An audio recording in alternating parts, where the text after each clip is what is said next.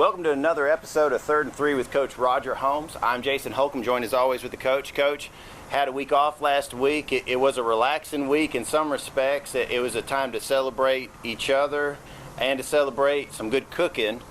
We had our annual barbecue sale. This year was pulled pork, and I heard you talking about it with some of the best pulled pork you'd had, and I have to agree. Well, everybody felt that way. You know, our Touchdown Club every year does some special events, try to raise money to help take care of a lot of the things that go for our football program. Man, this year they outdid themselves. I think we did close to 700 plates. Wow. Everything was on schedule and on time. Touchdown Club deserves a lot of praise for that. And our cooks, I don't want to leave anybody out, people behind the scenes that did a lot, but man, they worked all night and had that barbecue smoked up just to perfection. So it was wonderful. We appreciate the people out in our community that purchased the plates, as well as the people that made it happen. Yes, it was fantastic. It was so exciting. Always good to see the kids getting to interact with folks. A lot of deliveries made out into the community. Just a great time. And Coach, our kids got another opportunity to get out into the community this weekend. We've all talked about this in the past, but one of the greatest additions to our football coaching family has been Brother Wes Moy from Pine Forest United Methodist Church. He's come in and been such a beacon of hope and joy and happiness, just true love. I really enjoy seeing him on the sidelines.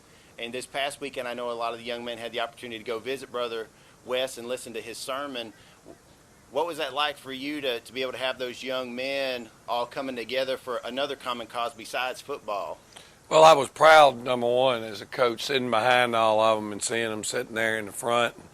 And Brother Wes is a very vital part of our program. He shares a message with our young men each and every Friday at our pregame meals.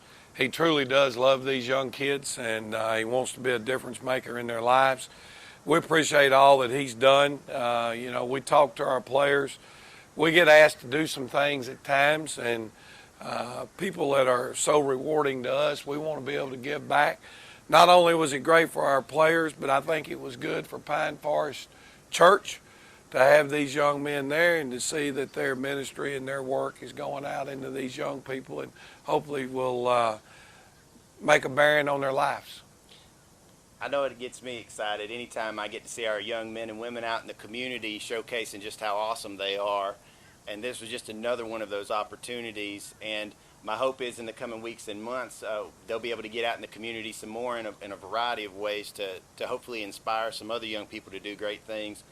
But Coach, we're talking about a lot of side stuff. When the elephant in the room, well, actually the elephant's in Quitman, but the fact of the matter is we've got a really big football game, our biggest road test to date, our longest road test to date, and potentially one of the toughest games we will play all year.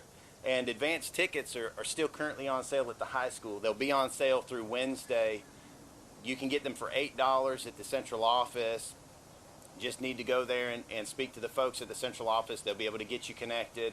We would love to have a fantastic crowd out supporting our squad. I know for you it would mean a lot to see us travel. We've been having some good home crowds. It'd be neat to have a really big away crowd, especially for this road trip. Coach, let's go ahead and get into this game and this matchup. We saw them last year. Has much changed from last year? They're still doing the same things for the most part, Jason, offensively and defensively. It will be a monumental task to go there and win. If you go by their record, you go in the wrong direction because they've lost to Clinch County, and they lost to last year's 5A state champion in Bainbridge last week. Actually had a 2-point conversion that they scored on to win the game with a minute and a half left, and the penalty brought it back. Oh, my. But they're a hard-nosed football team that's going to play typical Region 1 football. There's not going to be any quit in them. They're going to fight to the very end. They're very talented. They have young men on the offensive side of the ball, 3 or 4 of them, that if you get them out in space, they're subject to go to the house. Defensively, just very, very physical. It'll be a great test for us on the road at their place. And at the end of the day, I think it's a great measuring stick for us to see if this football team Right. can get on a bus, can travel 3 hours, can line up with one of the top 10 ranked teams in the Right. state, and figure a way to get out with a win. So it is an exciting night for me. You know, I've told our kids, hey, there's one thing you don't want to do now. I had to do it before. You don't want to get on that bus and ride home for 3 hours after you've lost a football game. So we know we're in for a major chore, but I think the Irish are looking forward to this challenge because Brooks was the only team that beat us last year during the regular season, and I think our young men have an understanding of how talented and how tough they are. I'll tell you, last year that was one of the hardest hitting games I had attended. In fact, I even compared it to the '06 championship game with Charlton County. I hadn't heard the pads crack that loud in a long time, which is fantastic from a football spectator standpoint. My hope is that our pads will crack a little harder than theirs and that we can come away with a win. But we need your help, so please make sure to get those advanced ticket sales.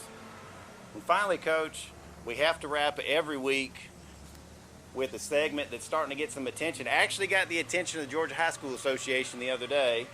Thank you, GHSA. They thought we were clever and cute with last week's contest, and I promise I tried my best to see if ESPN, Gardner Minshew, or anybody else that likes mustaches would pay attention to us, and maybe y'all can help us spread the word because we want to show some love for mustaches. But it's now time for us to mustache coach a question.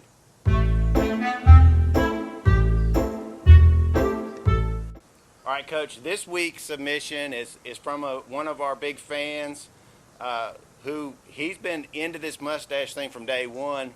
Couldn't help himself, emailed us the other day. It's Mr. Jeff Davis. Want to thank Jeff for submitting this, but our contest this week is old versus new. And it's old baseball versus new baseball. So we've got Rollie Fingers, who pitched all over the place, also a known spitballer, for those who aren't familiar, versus the Washington Nationals' Danny Episnosa. So, Coach, who you got this week? Jason, I'm going to go with Rollie and the handlebar mustache. I think simply because Rollie had to put a lot of work into that. So I'm going to give him the thumbs up for all his efforts to make sure that that handlebar was looking the way that only Rollie could make it look. Yeah, I'm telling you, it's a special thing. It's so funny. My kids now are even looking for, Daddy, could you do this mustache? Daddy, could you do that mustache? And I'm like, y'all just hang on a second. But I want to thank Jeff for sending one in.